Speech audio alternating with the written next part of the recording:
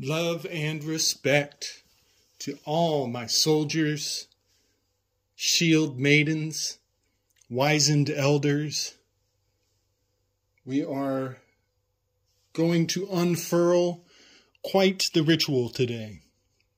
We are going to discuss two pillars of a Masonic tracing board, and we will expose the elements of this ritual on a very deep level. It will be hard to get this completely conveyed and transmitted. I will include some show notes, and I'm gonna try to do some editing. I'm gonna try to splice in some video from outside sources. I'm going to try to develop my production skills in this particular video. So hang in there with me. Hopefully it all works out. But if nothing else, I will include some of the evidence of this ritual in the show notes for you to ponder and, take it to the next level for yourself. So the two rituals that have been combined into one grand ritual.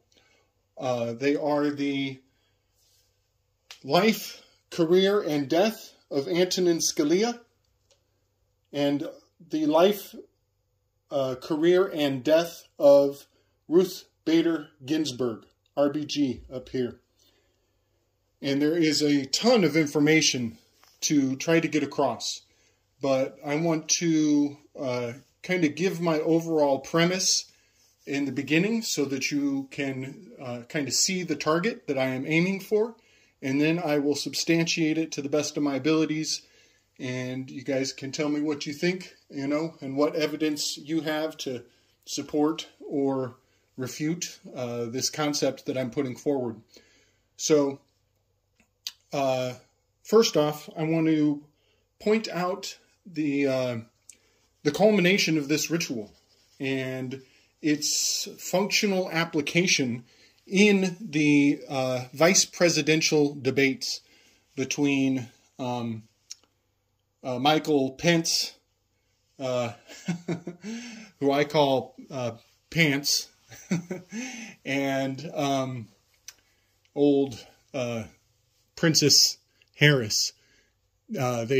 At the very end, they had their closing statements, and Michael Pence, essentially, he collapsed these two towers of a grand Masonic tracing board onto and into the consciousness of all of America, everybody watching. And he did it, he put these two pillars in our minds, and then with a single breath, he collapsed them and gave a grand revelation of the method. So I'll try to splice that into the show, into my video here, as best I can. But he essentially told everybody, I want to remind everyone of the ideological relationship between two polar opposites, Antonin Scalia and Ruth Bader Ginsburg. And everybody knows that they are two polar opposites. But little do the American people realize that behind the scenes, they were friends. And he collapsed the towers and revealed the truth of the whole nature of the world and the reality behind behind the scenes, behind the curtain. And he told us that Antonin Scalia and Ruth Bader Ginsburg were going to holidays at each other's houses, bringing gifts, and that they're all friends behind the scenes. And when they get off the stage, they all go out to drinks together and have a big laugh at the fact that it's a big club and you ain't in it. So I will try to splice that very brief portion of the vice presidential debates where he reveals everything. And that was his closing argument. That was the revelation, the end, the final statement. And most people stayed completely asleep. Myself, I was bouncing off the walls and nobody had any idea why. when he said that. It's quite amazing to be so awake, and the people around you just don't understand your excitement at the power of these rituals that are being just flaunted right in front of people's face. No offense to anybody who didn't see this, but now that I'm putting this in your mind, we're going to, we're going to wake the dead with this shit, basically. I don't think these fools are passed away in the way that it's presented to us. I believe that they are quite alive and well, or if they did die, I think they got to die in private in their own way, and that this was nothing more than another celebrity death being used in perfect combination of a grand spell. It's absolutely profound. So let me start to substantiate this claim that Michael Pence was putting up a Masonic tracing board in the mind of America and collapsing it in his closing argument there. So they were ideological opposites. Antonin Scalia was a constitutional literalist, very controversial, but you will notice his name, Antonin Scalia, and that is, he is from the bloodline of, from the Jacobin bloodline, and Jacob's ladder, the word for ladder is Scalia, and the Jacobins originally, I'll link another show in the show notes, the family of Jacob, biblical Jacob, they were shepherds, sheep herders, and they were in control of the materials that were used to make books. To even write the story, you had to essentially go through that family for all information, for the preservation of writing in Europe. And I'll put that in the show notes. That's from Tom Carberry. It's a very, very valuable line of reasoning. There's so much more to say, but I cannot get into it right now. But essentially, schools, here you're dealing with scales, the scales of justice. There is so much just in this name. He's Ant, A-N. There's your Anubis, meaning the jackal-headed dog. He was a knight of the highest order, a Cainite of the highest order. He was a member of the Order of Saint Hubert, Order of Saint Hubert. But I'm getting ahead of myself. So he passed away in a very profound time and place. He passed away in Texas at the lodge of his secret order of Saint Hubert. And that is the public side of the story, that he was a member of this organization, and there's a lot of conspiracy theories being drummed up. I think that is a front for the true association that he was a member of is actually the Cosmo Club, and that's where the gravy's at. Him being a member of Saint Herbert essentially just sets him up to be the moon card over here. Remember my tarot Tories, Texas is in the sign of Pisces, and card number 18, the moon card, R, is definitely cuts right through Texas where he passed away. The time of year that he died, March 11th, is right here in that sign of Pisces, in the location that he died, in the station of the sky, having everything to do with Pisces. Very profound fact. He was born under the sign of Pisces. And so was Ruth Bader Ginsburg. She was born 3 days after him. Different years, but right there, all in the sign of Pisces. And when you see that sign of Pisces, you will recognize it sure looks a lot like DC.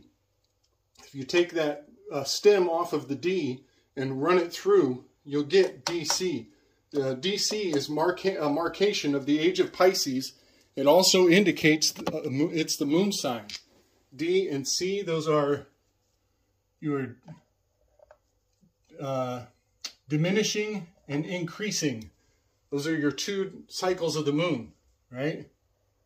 Pisces, the moon card. And you take that D, that branch from the D, and you run it through, and you get the DC. That is also, I could go on and on.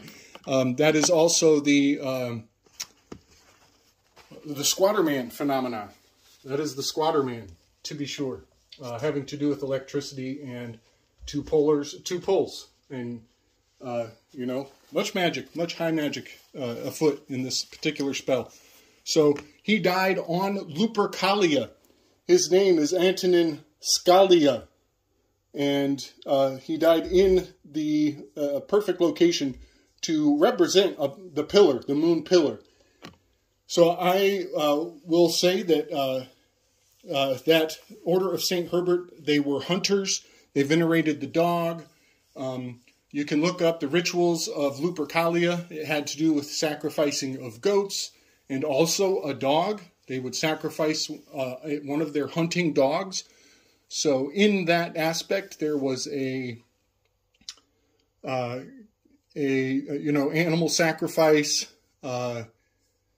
venerating the hunt. You know, this would definitely lend to the worshiping of Diana, the Beau hunter, and you better believe, I mean, Beau and Hunter, Beau hunter, the two children of our current commander and chief. So some of the quotes, if you look up Antonin Scalia, you'll see that he was renowned as the intellectual anchor for the originalist and textualist position of the court of the conservative wing. And there we have, he is one wing, he is one pillar. And Ruth Bader Ginsburg, who he opposed regularly, like clockwork, he opposed her in many of her judgments and writings throughout their careers together. So I just will point out that anchor, that lends to this Anubis, this underworld. The anchor is the Ankh. This is all very Egyptian oriented, much of this. So Lupercalia is also a feast of Bast in Egyptian mythos. Lupercalia is Roman, feast of Bast is Egyptian. So his death, the timing of it, the location of it, is just a little too perfect to be, you know, a coincidence. And to the point that I even wonder if he died at all. If he did, then apparently they scheduled their deaths. Everything is controlled to that degree. One way or the other, it's very profound, very remarkable. So I'll point out this square represents the marcation point where Scalia died. And the flow of the Analima goes this way. So this is the flow of time as you go through the Analima. And he was right at that bridge, that marcation where we're about to break across the equator. So the sun is coming out of the underworld and coming into the sun. So he is the Encore, the Anubis. He's part of the three dogs of Hades, the three-headed dog of Hades, Cerberus. All of those are indicated by him in his marcation in this calendar of the Analima. And I will go into Ruth Bader Ginsburg. You'll see she is quite the yin-yang, polar opposite, perfect opposition. We have this perfect correspondence as her death markates the position where the sun is breaking down into the fall, which is actually this time of year. We are, I think, a week away from, maybe a little more than a week away, 10 days out from Ruth Bader Ginsburg's anniversary for her death in 2020. So we'll go into Yeah, we'll go into Ruth Bader Ginsburg's information here, and I will point out when she died, they revealed her true birth name. This is very hard to find. They will tell you her born name in Wikipedia, and that is not the revelation you are looking for. You have to go into the details of her funeral. Her funeral was controversial. Her whole life was controversial. She was channeling a lot of animosity and the target of great controversy in her lifetime. And the icon of Bast is very much fulfilled by the symbol that she was representing in her life and career. So, her birth name was actually Yita Rushel Bat Kalia, and that translates to vital or life, royal house, roasting. And I'm going to get a little black pill here. I'm going to get a little dark, and I'm not coming down on the divine feminine. I'm not trying to judge women. I'm not trying to tell people that cats are evil. That's not what I'm saying. What I'm saying is there are high magics afoot, and those magics are Egyptological. They are not these surface level religions and relationships and orientations. You know, she was Jewish. Antonin Scalia was Christian. So here we have more polar opposites, more correspondence in opposition. But notice that that name, Yita, is vita, or life. And her last name is roasting. The roasting of life. And then her royal house, there's your RH. Completely convinced she's RH negative. She is of the royal blood lions. She's of the royal bloodlines. Absolutely, it's in her name, RH negative. Vita, or life, roasting, a lot of people would kind of flip out and get real morbid and, you know, associate that with the abortions. She was a proliferator of abortion rights. And we know that the vitality of that life substance goes into a market, into an industry, and is turned into makeup, is turned into vaccines.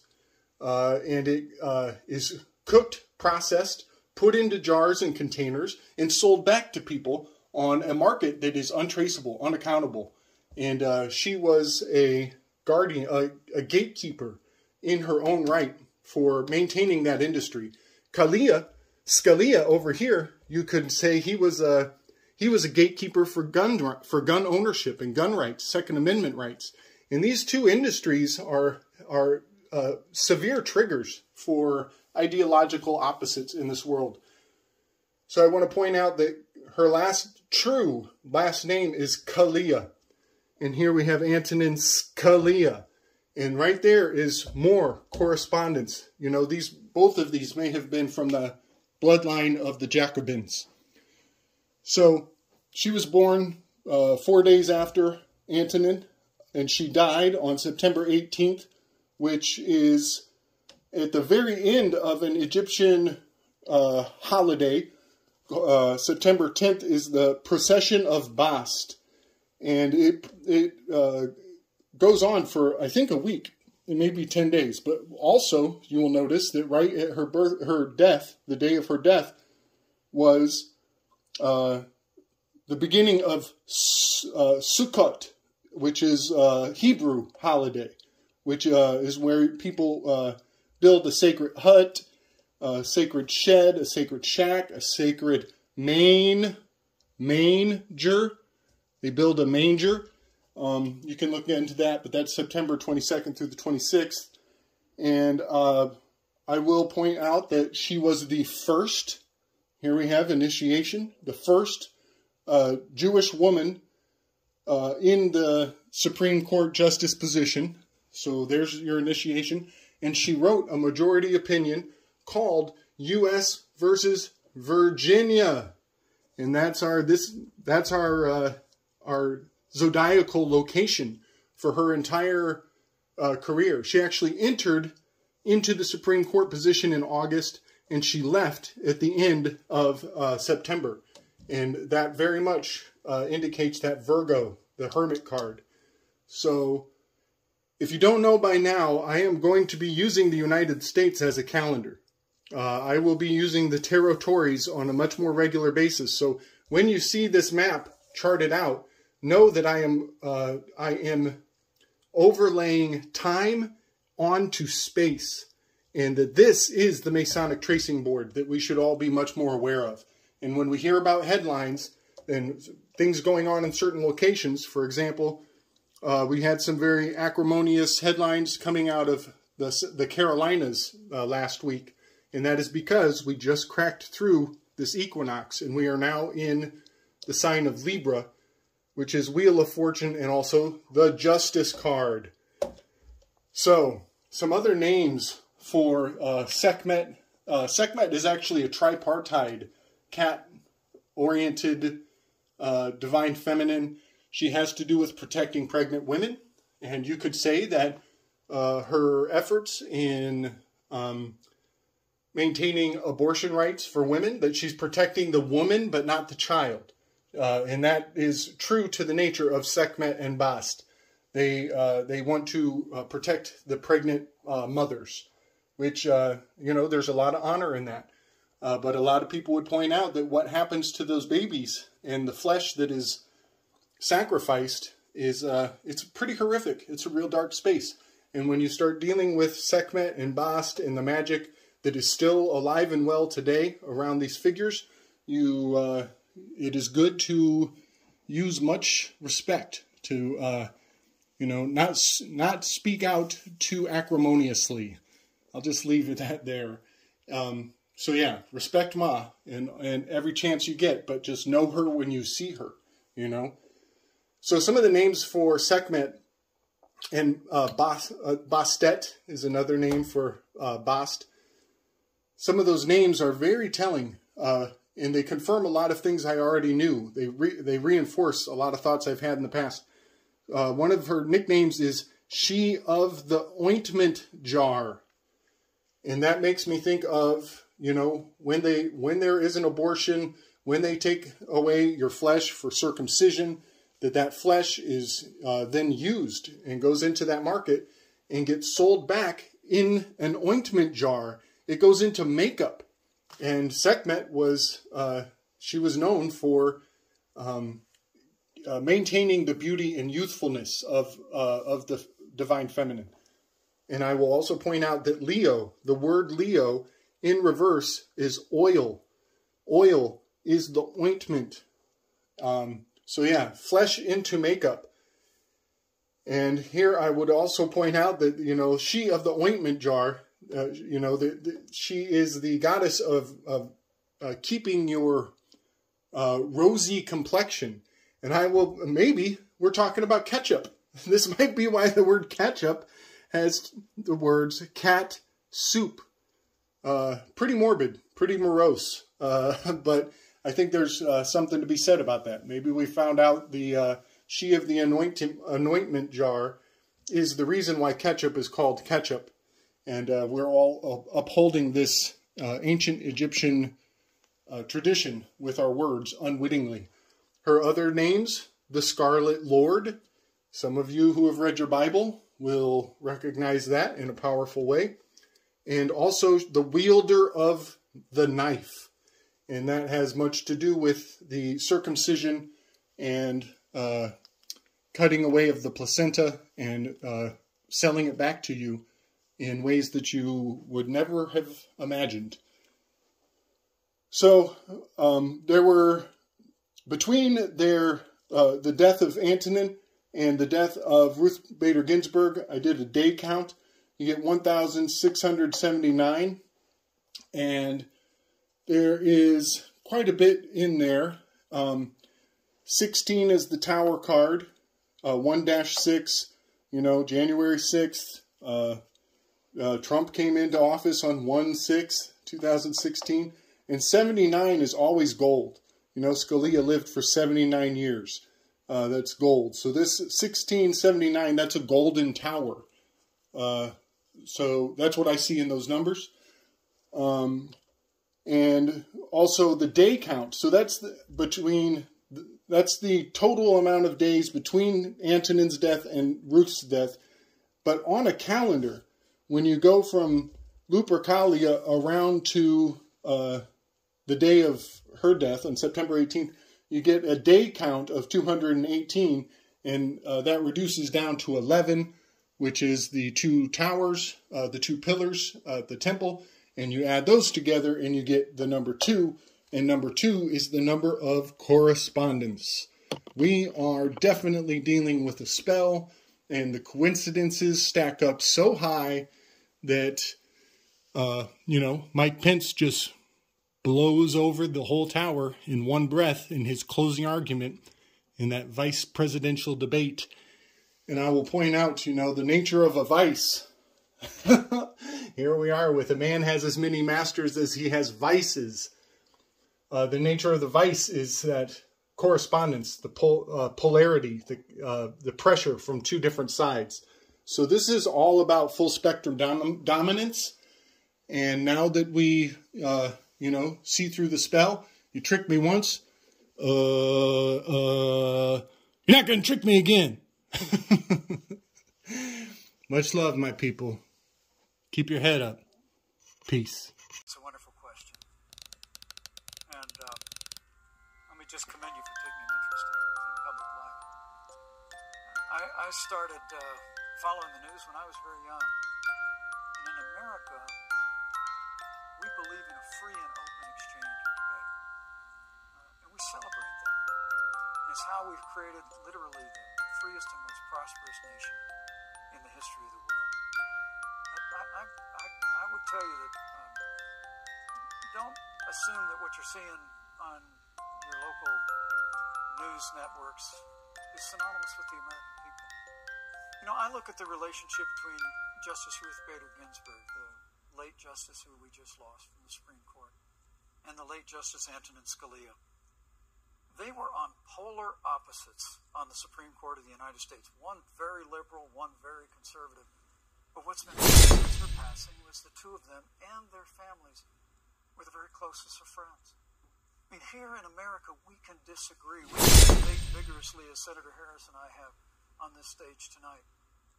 But when the debate is over, we come together as Americans. That's what people do in big cities and small towns all across this country. So I just want to encourage you, Brecklin. I want to tell you that we're going to work every day to have government as good as our people. The American people each and every day love a good debate. We love a good argument, but we always come together and are always there for one another. Thank you. In times of need.